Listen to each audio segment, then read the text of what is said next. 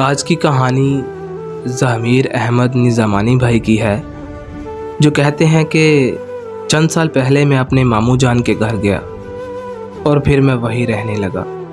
मेरे मामू जान इतने अमीर तो नहीं थे, लेकिन खुदा का शुक्र है कि घर का गुज़र बसर हो जाता था और मैं भी उनके कामों में उनकी मदद किया करता था। जब मुझे वहाँ रहते हुए कुछ अरसा गुज़रा तो एक लड़की मुझे रोज़ देखा करती थी, लेकिन मुझे इस बात का पता नहीं था। उसने मेरी कज़न से पूछा कि ये लड़का कौन है और कहाँ से आया है, तो उसने बताया कि ये मेरा कज़न है और हमारे घर में ही रहता है। तो उसने मेरी कज़न से बोला कि ये तो मेरी तरफ देखता भी नहीं और ना ही मुझसे बात करता है, क्या तुम मेरी उससे बात करवा सकती हो? तो मेरी कज़न ने मुझसे कहा कि वो लड़की तुमसे बात करना चाहती है। तो मैंने हाँ बोल दिया और उसे मिलने चला गया। जब मैंने उसे देखा तो उसे देखता ही रह गया। वो बहुत ज़्यादा प्यारी थी। उसने मुझे बोला कि मैं तुम्हें रोज़ देखती हूँ, लेकिन तुमने कभी मेरी तरफ नहीं देखा। इस तरह हमारी काफ़ी बातें हुई। 3 घंटे कैसे गुजर गए पता ही नहीं चला। तो उसने मुझसे बोला कि अब मैं चलती हूँ, काफ़ी देर हो गई है। मुझे तो पहली नज़र में ही उससे प्यार हो गया था। कुछ दिनों बाद हमारी फिर से मुलाकात हुई, तो मैंने सोचा कि मैं उसे बता देता हूँ कि मुझे उससे बेपनाह मोहब्बत हो गई है। लेकिन मेरे कहने से पहले ही उसने मुझे प्रपोज़ कर दिया। मैं बहुत खुश हुआ। मेरी खुशी का कोई ठिकाना ना था। मैंने जल्दी से हाँ बोल दिया और उसे गले लगा लिया। ये मेरी ज़िंदगी का सबसे हसीन लम्हा था, जो मैं आज तक नहीं भूल पाया। 2 साल तक हम एक दूसरे से बात करते रहे। हम एक दूसरे के बिना एक पल भी नहीं रहते थे। सब कुछ ठीक चल रहा था। हम एक दूसरे के साथ बहुत खुश थे, लेकिन फिर अचानक हमारी ज़िंदगी को किसी की नज़र लग गई।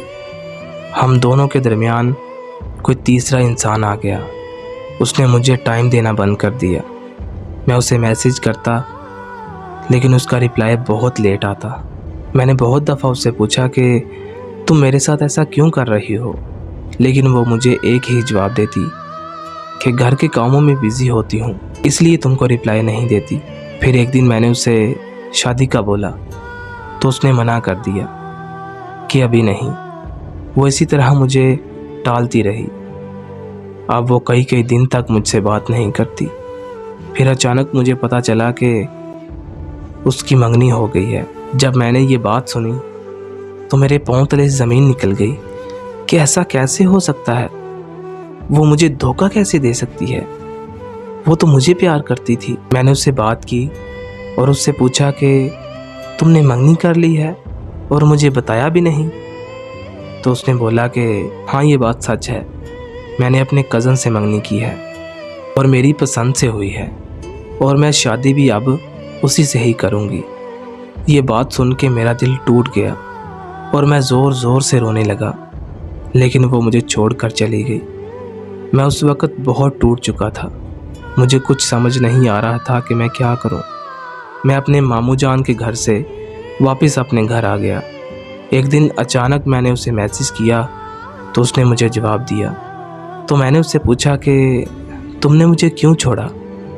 तो उसने मुझे बताया कि तुम गरीब थे, तुम मुझे क्या दे सकते थे? जिससे मैं शादी कर रही हूँ ना, वो हमसे भी ज़्यादा अमीर है। देखना वो मुझे कितना खुश रखता है। यहाँ पर मैं आप लोगों से एक बात कहना चाहता हूँ कि मोहब्बत करने से पहले अपनी औकात और अपनी हैसियत देख लिया करें, क्योंकि अक्सर सच्ची मोहब्बत को भी बड़ी बड़ी गाड़ियों वाले ले जाते हैं और हम कुछ भी नहीं कर पाते।